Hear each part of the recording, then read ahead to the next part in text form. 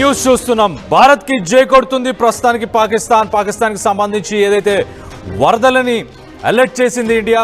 భారత్ సమాచారంతో దాదాపు 150,000 మంది పాకిస్తానీలు ప్రస్తుతానికైతే సేఫ్ గా ఉన్నారు. తమ పౌరులను సురక్షిత ప్రాంతాలకు తరలించింది పాకిస్తాన్. ఇండియా సహాయం చేయడం వల్లనే మేము బ్రతికామంటూ చెప్పేసి పాకిస్తానీలు కూడా థ్యాంక్స్ చెప్తున్నారు, హర్షం కూడా వ్యక్తం చేస్తున్నట్టు తెలుస్తుంది. భారత్కున్న ముందు చూపు వల్లనే తమ ప్రజల్ని మేము రక్షించుకున్నాము అని చెప్పేసి పాకిస్తాన్ కూడా చెప్పుకొచ్చేసింది. సో ఇండస్ ట్రీటీకి సంబంధించి మనం ఏదైతే జలాలు సత్లజ్, రావి, చెనాబ్ వీటికి సంబంధించిన ఈ జలాలన్నింటినీ కూడా ఏదైతే నిలిపివేశామో దాని తర్వాత ఇప్పుడే మళ్ళీ పాకిస్తాన్ని మనం కాంటాక్ట్ చేశాము. మనకు పెహల్గాంలో ఏదైతే ఉగ్రవాద దాడి జరిపారో ఆ దాడి తర్వాత మనం అయినా కూడా వాళ్ళు ఇలాంటి కిరాతకమైన పనులకు పాల్పడినా కూడా భారత్ మాత్రం ఏమాత్రం దయ చూపిస్తుంది వాళ్ళపై. పోనీ పాకిస్తానీలు బతకని అని చెప్పేసి వాళ్ళ మీద దయ చూపించి మీకు వరదలు రాబోతున్నాయి, ఊర్లు అలాగే సిటీసు టౌన్స్ అన్నీ కొట్టుకోబోతున్నాయి అని చెప్పేసి ముందే వాళ్ళకి వార్నింగ్ ఇచ్చింది. వార్నింగ్ ఇవ్వడం వల్ల దాదాపు 150,000 మంది ప్రజలు ఇప్పుడు సురక్షిత ప్రాంతాలకు వెళ్ళి బతికారని మనకు తెలుస్తుంది. జూన్ నుంచి ఏదైతే ఎడతెరపు లేకుండా వర్షాలు కురుస్తున్నాయో దానివల్ల ఆల్రెడీ పాకిస్తాన్లో వరదలు బీభత్సంగా జూన్లో ఉండడంతో దాంట్లో దాదాపు 800 మందికి పైగా పాకిస్తాన్లో ఆల్రెడీ చనిపోయారు. ఇంకా చనిపోకూడదని చెప్పేసి భారత్ వాళ్ళకి సహాయం చేసింది. మన మనసుని, మన ఎథిక్స్ ప్రిన్సిపల్స్ ఏవైతే మనం ఫాలో చేస్తామో ఆ ప్రిన్సిపల్స్ని కూడా భారత్ ఫాలో చేసి పాకిస్తానీలు బతకని అని చెప్పేసి వాళ్ళకి ముందస్తు వార్నింగ్స్ అనేవి ఇవ్వడం వల్ల దాదాపు ఈ పంజాబ్ ప్రావిన్స్ ఏదైతే పాకిస్తాన్లో కూడా పంజాబ్ అని ఒక ప్రావిన్స్ ఉంది, ఆ ప్రావిన్స్కి సంబంధించి నదులు సత్లజ్ కానీ, రావి కానీ, చెనాబ్ కానీ ఈ 3 నదులు చాలా ఉధృతంగా ప్రవహిస్తున్న కారణంగా వాళ్ళకి ఆ వరదలు ఉండే అవకాశం ఉంటుందని చెప్పేసి దానికి సంబంధించిన డ్యామ్స్ ఇండియాలో ఉన్నాయి. వాటన్నిటిని మన వాళ్ళు రిలీజ్ చేసే ముందు పాకిస్తానీస్కి ఫోన్ చేసి చాలా క్లియర్గా వాళ్ళకి మీకు వరద ముప్పు ఉంది, ఆ లోతట్టు ప్రాంతాల్లో ఉన్న ప్రజలందరినీ కూడా అప్రమత్తం చేయండి అని చెప్పి మనం చెప్పడం వల్ల దాదాపు 150,000 మంది ప్రస్తుతానికైతే సురక్షిత ప్రాంతాలకు వెళ్ళారు. వాళ్ళు కాసూర్, బహవల్ నగర్ అలాగే సియాల్కోట్కి సంబంధించిన ఈ ఏరియాస్, ఈ జిల్లాలకు సంబంధించిన ఈ ప్రావిన్సెస్కి సంబంధించిన 150,000 మందిని మాత్రం ప్రస్తుతానికైతే తరలించినట్టు మనకు చాలా క్లియర్గా తెలుస్తుంది.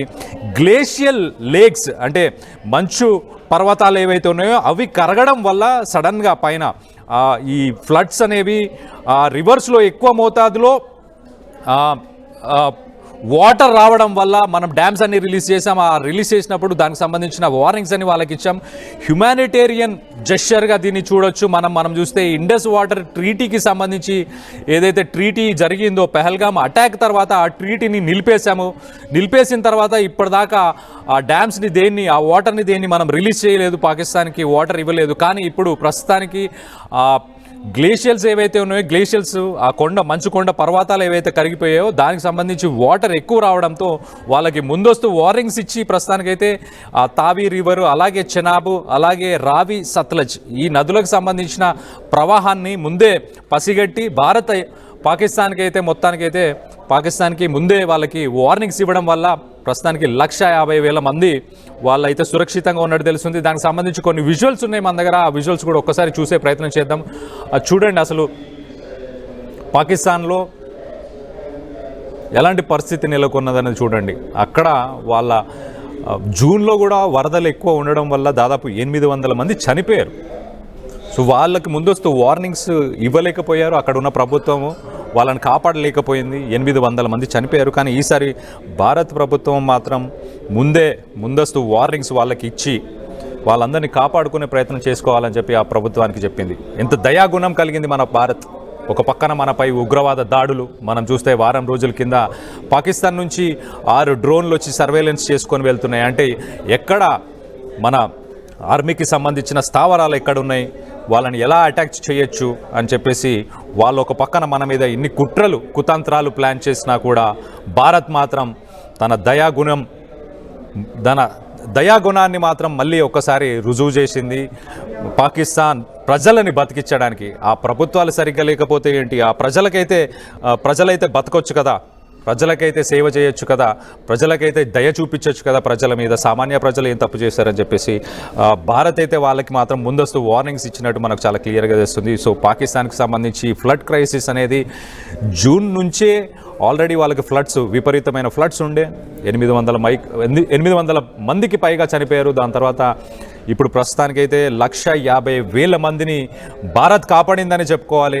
పెహల్గాంలో వాళ్ళు మన భూభాగంలోకి వచ్చి ఇంత దాడి చేసి మగవారిని ఇంతమందిని చంపిన తర్వాత కూడా పోనీ అని చెప్పేసి ప్రస్తుతానికైతే భారత్ వాళ్ళని బతకడానికైతే వాళ్ళకు ఒక అవకాశం ఇచ్చింది. మరి ఇప్పటికైనా మనసు మార్చుకొని పాకిస్తాన్ మరి మన జోలికి రాకుండా ఉంటే బాగుంటుంది.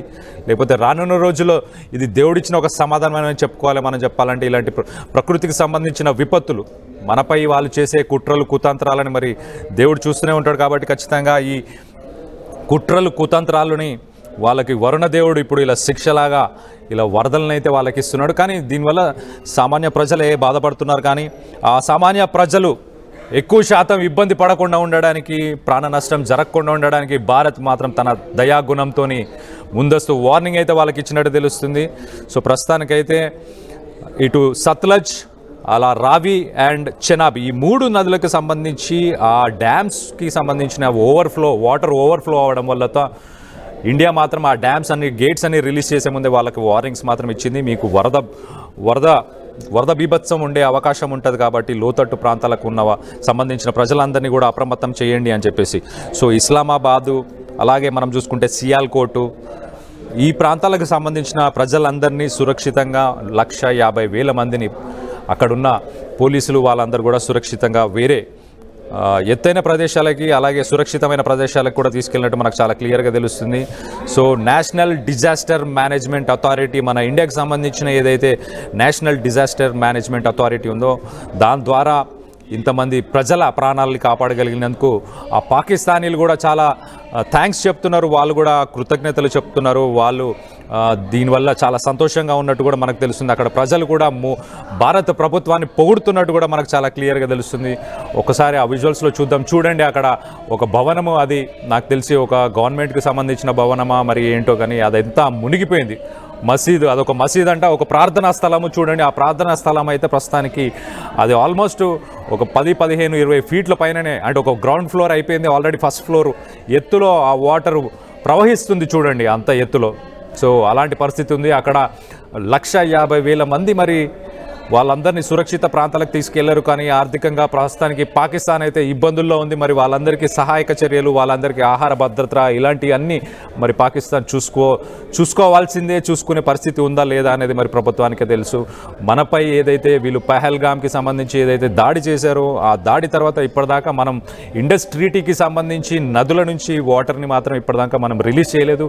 కానీ ఈ జూన్ నుంచి ఎడతెరపు లేకుండా ఏదైతే వర్షపాతం నమోదైందో దాని ద్వారా మనకు చాలా వర్షపాతం నమోదవడంతో వరద నీరు చాలా చేరింది. చెనాబ్, రావి, సత్లజ్ ఈ నదులకు సంబంధించి ఆ డ్యామ్స్లో వరద నీరు ఎక్కువ అయిపోవడం వల్ల మరి ఆ డ్యామ్స్ తట్టుకోలేక అవి కనుక ఎక్స్ప్లోడ్ అయ్యే ఛాన్సెస్, లేకపోతే గేట్స్ కనుక బద్దలు కొట్టుకుని వెళ్ళే ఛాన్సెస్ కూడా ఉంటుంది. కాబట్టి ముందస్తు వార్నింగ్ని పాకిస్తాన్కి ముందే ఇచ్చిన తర్వాత ఆ గేట్స్ని రిలీజ్ చేసి మీకు వరద వచ్చే అవకాశం ఉంటుందని చెప్పేసి పాకిస్తాన్కి డిప్లొమాటిక్గా వాళ్ళకైతే ఈ ఇన్ఫర్మేషన్ ఇచ్చినట్టు చాలా క్లియర్గా తెలుస్తుంది. మరి ప్రస్తుతానికైతే పాకిస్తాన్లో దీనిపై చాలా పాజిటివ్ రెస్పాన్స్ వచ్చింది. భారత ప్రభుత్వాన్ని అక్కడ ఉన్న ప్రజలందరూ చాలా హర్షిస్తున్నారు, హ్యాపీగా థ్యాంక్స్ అని చెప్తున్నారు. థ్యాంక్స్ టు ఇండియన్ గవర్నమెంట్ అని కూడా వాళ్ళు చాలా సంతోషాన్ని వ్యక్తం చేస్తున్నారు. వాళ్ళ ప్రాణాలని కాపాడడానికి గల కారణం వాళ్ళు మనకు చేసిన అన్యాయం, మనకు చేసిన కుతంత్రాలు. ఒక్కసారి అక్కడ విజువల్స్ చూద్దాం, అసలు ఆ నదులు ఎంత తీవ్రతతోని ప్రవహిస్తున్నాయి అనేది ఒక్కసారి చూసే ప్రయత్నం కూడా చేద్దాం. ఒక్కసారి